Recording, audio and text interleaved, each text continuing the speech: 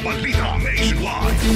Tognay na balita mga kabrigada, lumobo pa sa 1,266,322 individuals o 362,465 families ang naapektuhan ng habagat at ng bagyong Krising sa iba't ibang rehiyon sa ating bansa. Batay sa pinakahuling datos ng NDRRMC, 17,116 individuals o 4,991 families ang pansamantalang nanunuluyan sa 277 evacuation centers sa 17 rehiyon sa bansa. Pinakamaraming apektado ay naitala sa Region 3 na mayroong 616,611 individuals at sa Negros Island Region sa 166,335 individuals.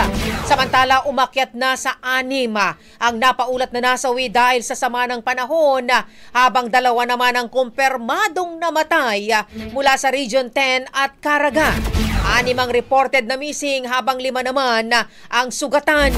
Patuloy na nananawagan ang mga ahensya ng pamahalaan sa publiko na manatiling alerto at makinig sa mga abiso mula sa mga otoridad. Ang bahaging ito ay hatid sa atin ng Drive Max Coffee. Ligayang tuloy-tuloy.